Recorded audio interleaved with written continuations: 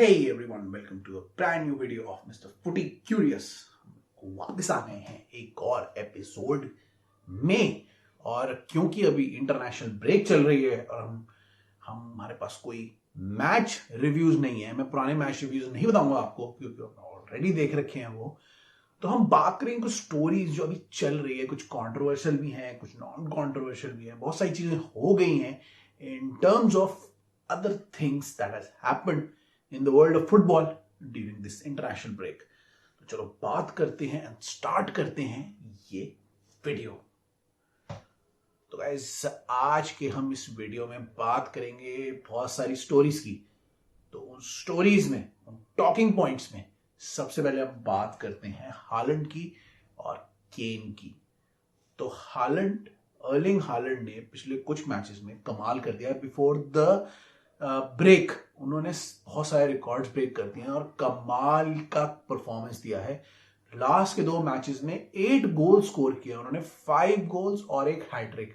मतलब कमाल ही हो गया, मतलब इम्पॉसिबल, मतलब टास्क ऐसा लगता है। उन्होंने मतलब गोल स्कोरिंग को एक बहुत ही मतलब अजीब सा एक बच्चों वाला काम बना दिया है, specially in a league like premier league जहां पे गोल स्कोरिंग सबसे टफ होती है और लोग कहते हैं कि ज्यादा स्कोरिंग नहीं हो पाती। वहां पे प्रीमियर लीग में अर्लिंग हालैंड ने गोल कर करके अपने आप को एक गोल मशीन बना दिया है और प्रीमियर लीग को एक छोटी सी मतलब संडे लीग की तरह बना दिया। उसको इतने गोल मार चुके हैं, आई थिंक 43 या 44 गोल उनके हो चुके हैं और उनके पहले ही सीजन में उन्होंने कमाल कर दिया है ना। ऑल्दो उनके गोलों की वजह से मैनचेस्टर सिटी अभी सेकंड नंबर पे है, लेकिन उन्हीं के गोलों की वजह से मैनचेस्टर सिटी अभी भी मोस्ट टूर्नामेंट्स के मेन स्टेजेस में है।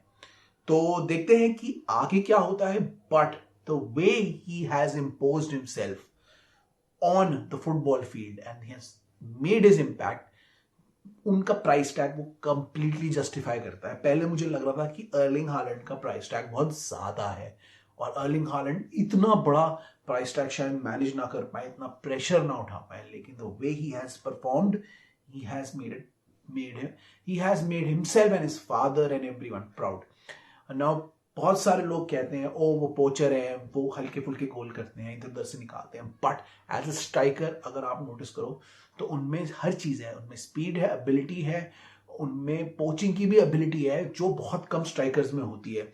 बहुत सारे गोल्स होते हैं ना, वो स्वीट शॉट्स लगने से नहीं होते हैं। आपको राइट टाइम पे राइट जगह होना पड़ता है और आपको गोल्स को पोच करना पड़ता है। अच्छे स्ट्राइकर्स की यही निशानी होती है कि वो हर टाइप के गोल करें। उन्हें पेनल्टी मिले वो पेनल्टी गोल करें, उन्हें पोचिंग गोल मिले पोचिंग करें, स्ट्राइक मिले स्ट्राइक मारे, कुछ भी करें लेकिन गोल होना चाहिए। इसी को कहते हैं एक्चुअल स्ट्राइकर का इंस्टिंक्ट जो उनमें है। फुल एबिलिटी इंस्टिंक्ट ये बताती है कि वो with Kylian Mbappe would be one of the best players to come up in the next 10 years। अगर वो ऐसे खेलते रहे, अगर वो इंजरी फ्री रहे, तो वो बहुत ही बढ़िया स्ट्राइकर निकल के आएंगे जो सारे रिकॉर्ड तोड़ देंगे। बाय द वे उन्होंने बहुत सारे रिकॉर्ड तो तोड़ ही दिए हैं, लेकिन आगे भी वो बहुत और रिकॉर्ड तोड़ के निकलेंगे। तो he's got skill, he's got ability, he's got pace, he's got poaching ability, he's got everything जो एक स्ट्राइकर में होती है। So Erling Haaland is probably the best striker right now. Victor Osimhen की बात बाद में करेंगे, लेकिन Erling Haaland is far above Victor Osimhen जो कि अभी नंबर 2 पे चल रहे हैं मेरे हिसाब से। तो अर्लिंग हालैंड की बात हुई ये। अब बात करेंगे हम हैरी केन की, जो इंग्लैंड के टॉप स्कोरर बन गए हैं। अभी इंग्लैंड के मैचेस हुए थे जिसमें हैरी केन ने गोल करके इंग्लैंड के टॉप स्कोरर्स की लिस्ट में आ गया है और हैरी केन अभी on the verge of transfer में भी लग रहे हैं। Manchester United is the club that is favourite to get Harry Kane. तो हैरी केन और दो अपना प्राइम शायद पास कर चुके हैं, लेकिन अभी भी अगर उनको सर्विस मिले तो he is one of the best strikers in the world. और आज भी वो गोल करते हैं क्लब लेवल पे भी, इंटरनेशनल लेवल पे भी, और उन्हीं की वजह से अभी स्पर्स जहां है। स्पर्स में बहुत सारे इश्यूज हो रहे हैं, उनकी भी बात करेंगे, लेकिन हैरी केन अगर नहीं होते तो स्पर्स यहां भी नहीं होता, या फिर वो पिछले कुछ साल में जो स्पर्स की राइज हुई है उस राइज में हैरी केन का बहुत बड़ा हाथ रहा है। बहुत सारे ऐसे स्ट्राइकर्स हैं जो क्लब लेवल पे अच्छा करते हैं लेकिन इंटरनेशनल लेवल पे अच्छा नहीं करते। जैसे अभी अर्लिंग हालैंड को मौका नहीं मिला है इंटरनेशनल लेवल पे अच्छा करने का, ऐसे ही किलियन एम्बापे क्लब लेवल पे भी ज्यादा इंपैक्ट नहीं मार पाते लेकिन इंटरनेशनल लेवल पे उनका ज्यादा इंपैक्ट रहता है। लेकिन हैरी केन एक ऐसे स्ट्राइकर है जो दोनों लेवल्स पे बहुत ही अच्छा परफॉर्मेंस देते हैं। Harry Kane, the way he takes the ball, the way he links the play, हर काम अब करने लग गए हैं। पहले हैरी केन सिर्फ अपने बॉक्स में रहते थे लेकिन अब क्या हो गया है कि हैरी केन पीछे भी आते हैं, बॉल को भी लिंक करते हैं और अपने चांसेस खुद बनाने की भी कोशिश करते हैं। सॉन के साथ उनकी partnership one of the best रही है प्रीमियर लीग में, और जब वो दोनों फॉर्म में थे तो स्पर्स बहुत ही अच्छा परफॉर्मेंस कर रही थी। तो हैरी केन इंटरनेशनल लेवल पे इंग्लैंड के कैप्टन भी हैं और टॉप स्कोरर भी बन गए हैं अब। तो आई थिंक उनकी गिनती करी जानी चाहिए एलन शेरर, वेन रूनी के बीच में as England's best strikers. Michael Owen में, सब इन सब कैटेगरी में, इस कैटेगरी में उनकी गिनती भी अब करी जानी चाहिए। और कुछ लोग तो ये भी कह रहे हैं कि he is probably the best because उनमें इन सब की एबिलिटी है and he has more to give. तो बेसिकली उनमें स्ट्राइकिंग एबिलिटी है, उनमें पोचिंग एबिलिटी है, उनमें गोल बनाने की एबिलिटी है। तो रूनी में गोल बनाने की एबिलिटी थी, स्ट्राइकिंग एबिलिटी थी, माइकल ओवन में स्पीड थी जो कि उनमें थोड़ी कम है हैरी केन में, बट इतनी बुरी भी नहीं है। लेकिन क्योंकि वो इतने अच्छे प्लेयर हैं कि अगर उनको कोई भी सर्विस देता है तो ही has the right mentality and the right sense कि उनको कहां पे गोल देखते खाली है और वो थोड़ा टर्न करके he has the strike to put it beyond the goalkeeper. So he is probably the best striker right now, one of the best strikers right now, alongside Erling Haaland and Victor Osimhen. So congratulations to Harry Kane. Harry Kane ने फिर से ये कमाल कर दिखाया है और देखते हैं वो स्पर्स को कितना आगे ले आते हैं क्योंकि स्पर्स में बहुत इश्यूज हो रहे हैं। तो ये थी हैरी केन की बात। फिर हम बात कर लेते हैं किलियन एम्बापे की, जो कि तीसरे प्लेयर है हमारे फोकस में। वो फिर से उन्होंने, फ्रांस ने बुरी तरीके से नेदरलैंड्स को हरा के एक कमाल कर दिखाया है और किलियन एम्बापे का जो गेम है वो धीरे धीरे बढ़ता ही जा रहा है, specially at international level. Now club level में क्यों नहीं कहता कि क्लब लेवल में भी वो अच्छा करेंगे, लेकिन अभी तक उन्होंने क्लब लेवल में दूसरी लीग्स में अपना हाथ नहीं जमाया है जो ज्यादा कंपेटिटिव है, जैसे ला लीगा, जैसे प्रीमियर लीग या फिर बुंडेस लीगा। वहां पे उन्होंने अपना हाथ नहीं जमाया है। वो लीग अ में खेलते हैं जो कि इतनी कंपेटिटिव नहीं है मेरे हिसाब से, और वहां पे उनको ज्यादा गोल स्कोर करने को मिलते हैं। तो वो इंटरनेशनल पे तो अभी भी लेजेंड हो चुके हैं। उन्होंने आई थिंक फ्रांस का टॉप स्कोरर बन गए हैं या उसके बराबर आ गए हैं। तो और उनकी एज भी बहुत ही कम है। हैरी केन ने तो 31 की एज में ये अचीव किया है, उनकी एज तो 23-24 ही है और वो इतनी एज में ही वर्ल्ड के इंटरनेशनल टॉप स्कोरर्स में से आ गए हैं फॉर फ्रांस। लेकिन अभी भी उनको अपना टैलेंट क्लब लेवल पे दिखाना है ढंग से, जो कि प्रूव होगा अगर वो अगले साल किसी दूसरी लीग में मूव करेंगे। रियल मैड्रिड की बात चल रही है, मैनचेस्टर यूनाइटेड तो जाएंगे नहीं, लेकिन रियल मैड्रिड की बात चल रही है। और भी टीम्स हैं, बायर्न म्यूनिख हो सकती है जिनमें वो आ सकते हैं, और भी कुछ टीम्स हैं जो अफोर्ड कर सकती हैं किलियन एम्बापे को। चेल्सी अफोर्ड कर सकती है और मैनचेस्टर सिटी अफोर्ड कर सकती है। सिटी के पास हालैंड है तो वो नहीं करेगी, लेकिन और भी बहुत सारी टीम्स हैं जो अभी किलियन एम्बापे को खरीद सकती हैं। और देखते हैं कि किलियन एम्बापे कौन सी लीग में जाएंगे और अपना क्लब का रिकॉर्ड कैसा बनाएंगे। But internationally he is probably one of the top strikers of the world.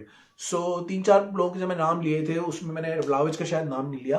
इसके अलावा बाकी ये जो सब हैं ये अभी वर्ल्ड के टॉप स्ट्राइकर्स हैं and they are in great form, specially internationally और क्लब के लिए भी। ये लोग में से कुछ लोग बहुत ही अच्छी फॉर्म में कर रहे हैं। तो congratulation Kylian Mbappe, to Harry Kane, to Erling Haaland for scoring these many goals and becoming their respective top scorers.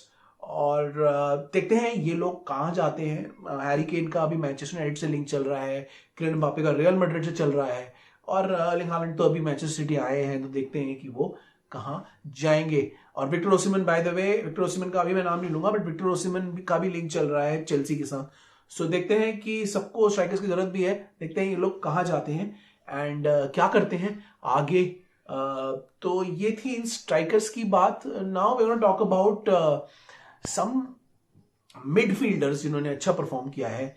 मैं बात कर रहा हूं इसकी जूड बेलिंगम की, ये आपके मैथायस नूनियस की, और मैं बात कर रहा हूं आपके गावी की।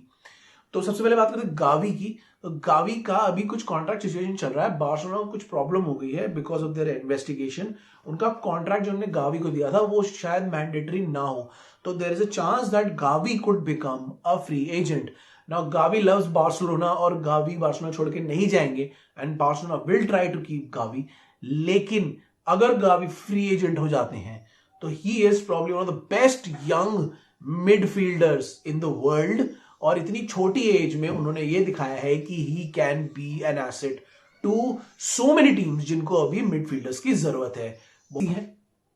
बहुत सारी टीम्स ऐसी है जिन्हें गावी ऐसे प्लेयर की जरूरत है ना। गावी की जो प्रोफाइल है वो सिमिलर टू बर्नार्डो सिल्वा है, जो कि एक ऐसे मिडफील्डर है जो फ्रंट में भी किसी पोजीशन पे खेल सकते हैं और मिडिल ऑफ द पिच में भी किसी पोजीशन में जाके खेल के अटैक कर सकते हैं।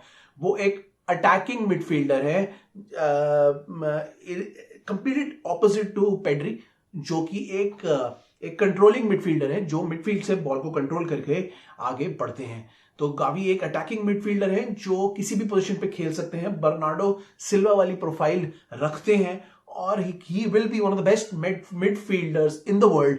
तो अगर गावी फ्री एजेंट हो जाते हैं तो गावी किसी भी टीम में जा सकते हैं। बहुत सारी टीम्स ऐसी हैं जिनको मिडफील्डर्स की जरूरत है, जैसे चेल्सी ढूंढ रही है एंजो फर्नांडिस के साथ किसी टॉप क्लास मिडफील्डर को, तो वहां जा सकते हैं।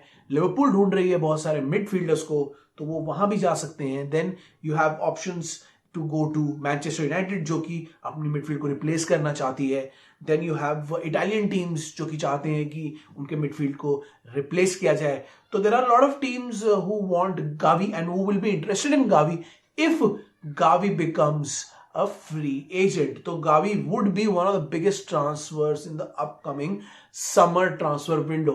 तो गावी तो है ही है, गावी के साथ एक और प्रोडिजियस टैलेंट है जो कि आगे किसी भी बड़ी टीम में जा सकते हैं।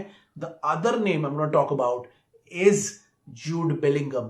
तो जूड बेलिंगम एक ऐसे प्लेयर है जो अगेन गावी की तरह अभी 18-19 के ही हैं। He is at his peak and he could go anywhere he wants. तो अभी वो बोरुसिया डॉर्टमुंड के लिए खेल रहे हैं, लेकिन बोरुसिया डॉर्टमुंड में उनकी एक लिमिट है, वो उसके आगे शायद ट्रॉफीज ना जीत पाए। And he is a kind of a midfielder who will go into a bigger team and will win lot of trophies in that team. तो उनके लिए भी ऑप्शंस खुले हैं। Again Liverpool, Chelsea, Real Madrid, Bayern सब उनकी तरफ नजरें ताक रही हैं। आई थिंक ये मैनचेस्टर यूनाइटेड भी देख रही है उनको। So Jude Bellingham has a lot of options who he can consider and move on. I think क्योंकि वो इंग्लिश है तो वो इंग्लिश प्रीमियर लीग में आना प्रेफर करेंगे, and he would love to go to a big English side like Manchester United, Chelsea और Manchester City. तो सब लोग इंटरेस्टेड हैं, और अगर वो भी अपना इंटरेस्ट दिखाते हैं वहां से मूव करने का, तो बहुत सारी टीम्स उनके लिए आएंगी। ऑल्दो मैं दो चीजें यहां मेंशन कर देता हूं, गावी का अगर गावी फ्री हो जाएंगे तो गावी एक फ्री एजेंट होंगे, तो उनकी फी नहीं होंगी, वो लिटरली फ्री में आ जाएंगे टीम्स के पास। लेकिन जूड बेलिंगम की अच्छी खासी फी होगी क्योंकि he is under contract, and if you want to get Jude Bellingham you will have to pay a lot. और ये थे दो। ये तीसरे प्लेयर की बात करता हूं। मैंने मैथायस नूनियस की बात की थी, एक्चुअली मैथायस नूनियस नहीं है, क्योंकि Matheus Nunes although he is a top transfer but he will not move from my perspective. I think one player that can move again is Declan Rice. Declan Rice भी अब West Ham के captain है और काफी time से West Ham में है, since he was in a big massive contract. तो कोई उनको ले नहीं रहा था, उनके कॉन्ट्रैक्ट का क्लॉज में भी बहुत ज्यादा दिखा रखा है। तो अब जैसे जैसे उनका कॉन्ट्रैक्ट खत्म हो रहा है, now I think it's time for Declan Rice also to move to a bigger club. तो डेक्लन राइस भी चाहते हैं कि वो बड़े क्लब में जाएं और वहां पे ट्रॉफी जीतें। डेक्लन राइस इन दोनों से कंप्लीट डिफरेंट है। He is more of a defensive kind of a midfield controller, जो कि डिफेंसिव वर्क ज्यादा करते हैं, जो डिफेंस में बॉलों को रोकते हैं, मच लाइक कैसेमीरो, और वो बॉल को आगे ले जाते हैं या दूसरे प्लेयर को प्रोग्रेस करने के लिए दे देते हैं। तो ये प्रोफाइल भी बहुत सारी टीम्स को चाहिए, अगेन बहुत सारी ईपीएल टीम्स को चाहिए, और कई सारी ऐसी ईपीएल टीम्स हैं, एक्चुअली टॉप 6 जो कि डेक्लन राइस को अफोर्ड कर सकती हैं और ट्रिगर कर सकती है उनका क्लॉज। तो देखते हैं डेक्लन राइस किधर जाते हैं, क्योंकि दोनों टाइप के, हर टाइप की प्रोफाइल है और वो सब सारी टीम्स को चाहिए, क्योंकि वो मिक्स चाहते हैं कि उनके रहे। ऑल्दो चेल्सी को अभी गावी शायद ना चाहिए हो, Chelsea will look for someone like Declan Rice to complement Enzo Fernandez. तो देखते हैं कि कौन सी टीम में वो जाते हैं और कौन सी टीम उन्हें फिट समझती है। मेरे हिसाब से अगर ये 2-3 प्लेयर्स मूव करते हैं तो इस बार की समर मार्केट बहुत ही मैसिव मार्केट मिलने वाली है इन टर्म्स ऑफ ट्रांसफर्स, क्योंकि विक्टर ओसिमेन, क्विचा कवारात्स्केलिया, ये तुम्हारे ये 3 मिडफील्डर्स से लेके इतने सारे लोग मूव कर सकते हैं पोटेंशियली टू अनदर क्लब। तो डेक्लन राइस का जो प्रोफाइल है in terms of a defensive midfield controller, देखते हैं ये कौन सी टीम चाहेगी। मेरे हिसाब से अगर आप मेरी बात करें, मैं अभी वैसे इस ट्रांसफर्स की बात कर नहीं रहा हूं, लेकिन मेरे हिसाब से Chelsea needs him the most, but Arsenal has shown interest. तो he would love Chelsea because he was a Chelsea fan. I think वो चेल्सी एकेडमी के भी हैं, तो he would love Chelsea, but let's see who picks him up, because Manchester United को भी उनकी profile का चाहिए और Manchester City would love to add to their superstars, because Bernardo Silva का भी जाने का सीन बन रहा है। तो देखते हैं क्या होता है, कहां जाते हैं ये मिडफील्डर्स। तो और ये जो पहले स्ट्राइकर्स की मैंने बात करी थी, तो स्ट्राइकर्स हो गए, मिडफील्डर्स की कहानी हो गई। अब हम बात करते हैं कुछ कंट्रोवर्सीज की जो हुई हैं। पहले बात कुछ फायरिंग्स की कर लेते हैं, कंट्रोवर्सीज की कर लेते हैं। तो स्पर्स की बात कर लेते हैं, बार्सिलोना की बात कर लेते हैं, और हम ओवरऑल कुछ इंसिडेंसेस की बात कर लेते हैं। स्पर्स ने रिसेंट में, और बायर्न की भी, सॉरी, तो स्पर्स ने रिसेंट में कॉन्टे को निकाल दिया, कॉन्टे को भी निकाल दिया, और उनके एक मैनेजर हैं उनको भी फीफा ने बैन कर दिया है। तो स्पर्स में बहुत प्रॉब्लम चल रही है। कॉन्टे ने एक प्रेस कॉन्फ्रेंस भी दी थी जहां उन्होंने बहुत सारी चीजें बोल दी स्पर्स के बारे में कि स्पर्स में ये नहीं होता, वो नहीं होता, Spurs is not a winning side, Spurs में इंडिविजुअल्स खेलते हैं। I think he was frustrated, he wanted out. तो उन्होंने अपना ही खुद ही कह दिया कि मैं बोलूंगा तो मुझे फायर कर देंगे, और वही हुआ, कॉन्टे को सैकिंग मिल गई और अब स्पर्स मैनेजर ढूंढ रही है। I think Spurs will take their time and figure out the next manager for themselves. Pochettino available है, अभी 1-2 मैनेजर्स और भी हैं के बारे में बात करेंगे, लेकिन स्पर्स ने कॉन्टे को निकाल दिया है। कॉन्टे वहां पे कुछ जीत नहीं पा रहे थे, कुछ प्रोग्रेस नहीं कर पा रहे थे विद दिस टीम। वो कभी हार रही थी, कभी जीत रही थी। ऑल्दो वो 4th में है, वो इसलिए है क्योंकि दूसरी टीम्स भी गड़बड़ कर रही हैं, लेकिन स्पर्स का परफॉर्मेंस बहुत ही बेकार रहा है। Lord of the games Spurs have looked completely flaccid, और कॉन्टे ये कहते हैं कि ये टीम नहीं है, ये इंडिविजुअल्स की तरह खेलते हैं, और यहाँ पे यही प्रॉब्लम रहेगी, and they will never win anything, they have never won anything, they will never win anything. तो बहुत बड़ी बड़ी बातें करके कॉन्टे चले गए, और अब स्पर्स के लिए बहुत बड़ी प्रॉब्लम हो गई है, बिकॉज उनके कोई बहुत सीनियर पोजीशन में कोई सीईओ डायरेक्टर है, उनको भी फीफा ने बैन कर दिया है। तो आई थिंक उनको मैनेजमेंट में भी कोई बंदा चाहिए होगा, और उसके साथ साथ नया मैनेजर भी चाहिए होगा। तो देखते हैं स्पर्स वाले क्या करेंगे। अभी इंटरनेशनल ब्रेक खत्म हो रही है, देखेंगे क्या होगा, कौन स्पर्स को मैनेज करेगा, कौन उनका नया टॉप पोजीशन पे आएगा, और डैनियल लीवी क्या करेंगे, क्योंकि डैनियल लीवी के ऊपर भी बहुत प्रेशर है कि स्पर्स को फिर से कंपेरेटिव बनाना है। जो उनकी कंपेरेटिवनेस हुई थी स्टार्ट पोचेटिनो के साथ, उसे कंटिन्यू रखना है, और स्पर्स जैसी टीम का आगे का फ्यूचर क्या होगा ये भी देखना है, क्योंकि स्पर्स को आगे अगर अच्छा करना है तो उन्हें राइट टाइम पे राइट इन्वेस्टमेंट भी करनी पड़ेगी, क्योंकि अभी आप देख ही रहे हो चेल्सी ने इन्वेस्टमेंट की है, वो ऊपर आ रहे हैं, लिवरपूल एट सम पॉइंट ऊपर आएगी, आर्सेनल अच्छा कर रही है, Manchester United is doing well, in fact Newcastle have the money to compete in the top 6 or 7 positions. तो every team is doing well. Manchester City तो है ही। तो अगर स्पर्स को इसके बीच में आना है एंड इनमें compete करना है, तो दे नीड टू रियलाइज कि वो क्या कर सकते हैं और कितने प्लेयर्स अपने मैनेजर को दे सकते हैं। For me they made a huge mistake by going for big superstars managers. अगर उनको पोस्टिंग के बाद किसी को हायर करना चाहिए था, तो अभी उनको डेवलप करना चाहिए था एक टीम के स्टाइल को, इसी स्टाइल को further with a young upcoming manager, and then जब उनकी टीम हो जाती, जब उनके प्लेयर्स हो जाते, तब उनको इन मैनेजर्स के लिए जाना चाहिए था। तो अब तो उन्होंने गलती कर दी है, उनका मैनेजर भी नहीं है, टॉप एग्जीक्यूटिव भी फायर हो गया फीफा से, तो अब पता नहीं क्या होगा स्पर्स में।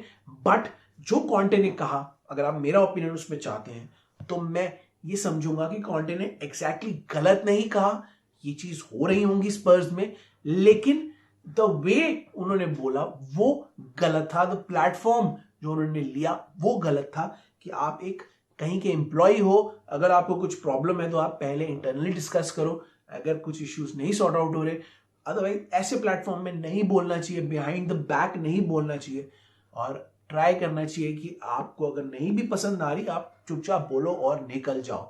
तो उन्होंने बोला सही, लेकिन प्लेटफॉर्म गलत चूज किया और उसका भुगतना पड़ा उनको। वो तो पता ही था कि उनको निकाल दिया जाएगा, तो अब उनको निकाल दिया गया है। स्पर्स के लिए कैंडिडेट्स बहुत सारे हैं, पोचेटिनो अवेलेबल है, लोपिटके अवेलेबल है, नापोली के मैनेजर हैं जो जो उनको देख रहे होंगे वो। तो there are lot of people with young profile जो कि आ सकते हैं। There is I think Nagelsmann also, Nagelsmann की बात करते हैं हम, तो हैं बहुत सारे मैनेजर्स जिनके ऊपर वो बेस टीम बना सकते हैं, और दे आर वेरी टैलेंटेड, मतलब strategy minded managers as well. तो देखते हैं स्पर्स कहाँ जाते हैं, किसके पास जाते हैं। मेरे हिसाब से उनको एक एस्टैब्लिश मैनेजर के पास नहीं जाना चाहिए, they should go for Pochettino और समवन लाइक नागल्समैन, जो उनको एक अच्छी टीम बिल्ड करके दे पहले, दैट कैन कम्पीट, एंड जब उनके पास धीरे धीरे करके टॉप प्लेयर्स आ जाए तब उनको आगे करना चाहिए। बाय द वे, अगर ऐसे ही चलता रहा तो अभी केन के भी रूमर्स आ रहे हैं कि केन भी छोड़ के जा सकते हैं मैनचेस्टर यूनाइटेड। तो देखते हैं क्या होता है, स्पर्स की टीम टूट सकती है। There are lot of players who are old and Spurs want to sell them, there are lot of players are not good enough, उनको भी Spurs want to sell them. देखते हैं कि आगे वाली विंडो स्पर्स के लिए कितनी क्रूशल होगी। I think it will be a really crucial window for Spurs. तो ये थी स्पर्स की बात। अब हम बात करते हैं बायर्न म्यूनिख की, जिन्होंने सडनली नागल्समैन को निकाल दिया और थॉमस टूचल को हायर कर लिया।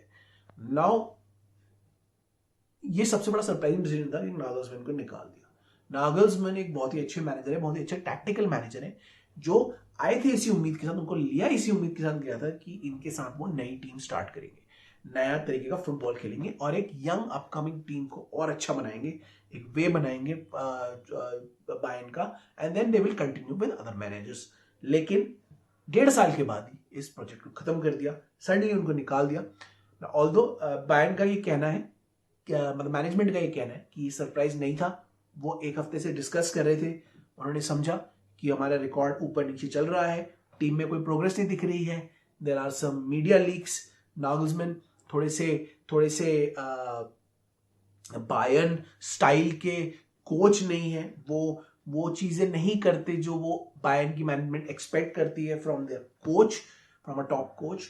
तो उनको लगा कि हमें मूव ऑन करना चाहिए, और उनको दिखा कि थॉमस टूचल अवेलेबल हैं, जो कि एक बहुत बड़े कोच हैं, नागल्समैन से बड़े कोच हैं, और उन्होंने सोचा कि इनको रख लेते हैं purely based on his availability, क्योंकि वो म्यूनिक में ही कहीं रह रहे थे, ऐसा सुनने में आ रहा है। तो आई थिंक उन्होंने इसका फायदा उठाया और उनको हायर कर लिया, थॉमस टूचल को, और नागल्समैन को हटा दिया। ये इसमें गेम स्टाइल का ज्यादा है rather than results, because results में वो अच्छा कर रहे हैं, वो बुंडेसलीगा भी जीते थे पिछली बार, and they are second by just 1 point and they are in Champions League, तो सब कुछ अच्छा कर रहे हैं वो। और नागल्समैन का विन परसेंटेज भी अच्छा है, तो ये विनिंग तो नहीं हो सकता, रिकॉर्ड्स तो नहीं हो सकता। ये गेम स्टाइल, उनकी philosophy, the way Nagelsmann managed everything, जैसे वो ट्रेनिंग में अपेरेंटली स्कूटर या किसी चीज में आया करते थे, एंड बायर्न म्यूनिक को मैनेजमेंट के जो मैनेजर्स हैं यूजुअली कार वार में आते हैं, ऐसा कुछ सीन था behind the scenes. They thought that he is not the Bayern way. The manager is not managing the team in a Bayern way. तो बहुत सारे प्लेयर्स सरप्राइज भी हुए इस डिसीजन से, बहुत सारे शॉक्ड भी हुए, लेकिन अब सबको एक्सेप्ट करना ही पड़ेगा जो भी डिसीजन है। और थॉमस टूचल भी अच्छे मैनेजर हैं, they will also love to play under Thomas Tuchel, और थॉमस टूचल उनको आगे भी ले जा सकते हैं। He has Champions League experience, अभी उनका मैच आने वाला है चैंपियंस लीग में मैनचेस्टर सिटी ऐसी टीम के साथ, तो टूचल का एक्सपीरियंस काम आएगा, because he won the Champions League by his Chelsea beat Manchester City. और उनका अभी दर क्लासिकर भी ऐसे कुछ आने वाला है विद डॉर्टमुंड, जो कि बहुत ही क्रूशियल मैच है, क्योंकि उस मैच में अगर लीड ले ली तो इससे फिर बायर्न का लीग में भी अच्छी लीड हो जाएगी। तो दोनों मैच आने वाले हैं जो कि क्रूशियल है, और आगे का जो बायर्न वे है, जो बायर्न फिलॉसफी है, उसमें थॉमस टूचल फिट होते हैं या नहीं वो तो खैर वक्त बताएगा, लेकिन his reputation is big and Bayern usually take managers जो वर्ल्ड क्लास होते हैं और जिनकी रेपुटेशन बड़ी होती है। तो गुड फॉर थॉमस टूचल जो कि एक बहुत ही टैलेंटेड मैनेजर है। उनकी गलती नहीं है कि नागल्समैन को हटा दिया, हम सबके लिए सरप्राइज था, लेकिन थॉमस टूचल को बायर्न की जॉब मिली और उन्होंने एक्सेप्ट कर ली। कौन नहीं करना चाहेगा बायर्न म्यूनिख की जॉब, और सुनने भी ऐसा आ रहा है कि वो माउंट और कोवाचिच को वहां चाहते हैं। तो देखते हैं कि क्या होता है। थॉमस टूचल क्या बायर्न में कुछ कर पाते हैं या नहीं। बाय द वे एक बहुत ही इंटरेस्टिंग थॉट है, अगर चेल्सी ने रियल मैड्रिड को हरा दिया और बायर्न म्यूनिख ने मैनचेस्टर सिटी को हरा दिया, तो there is a possibility that they will meet in the semifinals where Chelsea will face Tuchel's Bayern Munich, और टुचल की चेल्सी में वापसी होगी होम अवे लेग में। तो मजा आएगा, होप इट हैपेंस। तो अब तो ये हो गया है कि टुचल के आने से कोई भी टीम जीत सकती है। पहले मेरी फेवरेट रियल मैड्रिड थी ऑल्दो, लेकिन अब जो मेरी फेवरेट है वो बायर्न म्यूनिख भी है उसके साथ, क्योंकि बायर्न ने अगर मैनचेस्टर सिटी को हरा दिया तो भाई साहब Bayern will be the favourite. अभी भी टॉप पे मैनचेस्टर सिटी है, सेकंड पे रियल मैड्रिड है, थर्ड पे बायर्न म्यूनिख है, लेकिन अगर बायर्न ने मैनचेस्टर सिटी को हरा दिया तो Bayern will be my favourite to win the Champions League. तो फर्क तो पड़ा है उनके आने से, उनकी एंट्री से, लेकिन देखते हैं कि नागल्समैन के साथ अब क्या होता है, वो कहां जाते हैं। मैंने आपको पहले पॉइंट में बताया, Spurs is looking for a manager and Nagelsmann fit there bill. Nagelsmann एक यंग टैक्टिकल मैनेजर है जो एक टीम को बिल्ड करते हैं, प्लेयर्स को बिल्ड करते हैं, and he can very well be that spawn for Spurs. But Pochettino is also available and Pochettino को भी वो हायर कर सकते हैं। Pochettino knows Tottenham and he can build the team again in his this thing, क्योंकि Pochettino के time पे ही उनको सबसे ज्यादा सक्सेस मिला था। तो he can build in his own way, और अगर डैनियल लीवी उनको थोड़े पैसे दे देते हैं तो वो अच्छे प्लेयर ला सकते हैं जो उस टाइम पे डैनियल लीवी ने नहीं किया था। तो देखते हैं स्पर्स किसके लिए जाते हैं, नागल्समैन कहां जाते हैं, क्योंकि वो बहुत ही टैलेंटेड मैनेजर है and he would love to go on a team. एक और स्कूप आ रहा है कि एंचेलोटी, कार्लो एंचेलोटी जो अभी रियल मैड्रिड में है, he can go and coach Brazil. तो अगर वो ब्राजील की नेशनल टीम के चले जाते हैं कोच बन के, तो Nagelsmann has a chance to go to Real Madrid. Real Madrid were initially looking at Thomas Tuchel to continue as successor to Carlo Ancelotti, लेकिन थॉमस टूचल अब बायर्न में जा चुके हैं और नागल्समैन अवेलेबल हैं, can play and manage that incredible real Madrid team. तो देखते हैं, नागल्समैन इतनी जल्दी डिसीजन नहीं लेंगे। आई डोंट थिंक वो स्पर्स में जाएंगे भी, because he knows that there will be big jobs available in the summer. There might be कि ग्रैम पॉटर हारने लगते हैं और चेल्सी को भी मैनेजर की जरूरत पड़ती है। तो Chelsea also like Nagelsmann, specially Christopher Vivell जो चेल्सी के अभी वो हैं, जो उनके हेड हैं, वन ऑफ द हेड्स हैं मैनेजमेंट में, वो ही नागल्समैन को रेड बुल में लेके आए थे आई थिंक। तो चेल्सी से भी कनेक्शन है, रियल मैड्रिड में भी अगर कार्लो एंचेलोटी जाते तो वो जॉब भी खाली हो सकती है, and there be other jobs which can be available in the future. तो I think Nagelsmann will take his time and will not jump at the Spurs job. I think he will look to teams, देखेंगे कौन सी team में खाली होती है, कहाँ जरूरत पड़ती है, and he will go there. I think same goes for Conte as well. तो ये थी नागल्समैन बायर्न म्यूनिख की बात। अब हम थोड़ा बात कर लेते हैं बार्सिलोना की, जो एक बहुत ही बड़े पंगे में फंस गए हैं। बार्सिलोना के ऊपर केस हो रहे हैं, जो वहाँ पे कोर्ट्स है उन्होंने केस चालू कर दिया है, वहाँ की यूएफए ने केस चालू कर दिया है, और बार्सिलोना के ऊपर बहुत ही जबरदस्त टाइप के सैंक्शन लग रहे हैं कि उन्होंने रेफरीज को खरीदा है उसके लिए। तो बार्सिलोना को अपने वेज बिल में भी कम करना है, तो देखते हैं वो भी वो कैसे करेंगे। और ऑल्दो बार्सिलोना ला लीगा में जीत रहे हैं, लेकिन बार्सिलोना को ये सारी चीजें भी करनी है और उनके लिए बहुत बड़ा हेडेक बन गया है, स्पेशली दिस समर्स। उन्होंने बहुत सारे लीवर्स भी अपने गंवा दिए हैं, दे दिए हैं, बेच दिए हैं। तो देखते हैं वो क्या करेंगे, कैसे वो इस मड से निकलेंगे, क्योंकि केस भी है और सैलरीज भी कम करनी है।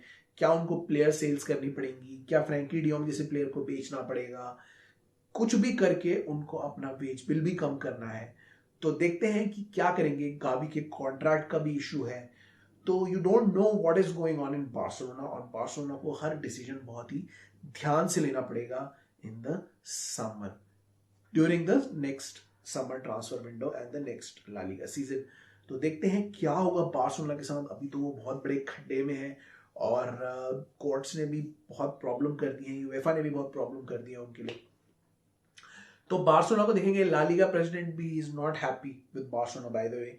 तो none of these authority heads and these organisations are happy with Barcelona.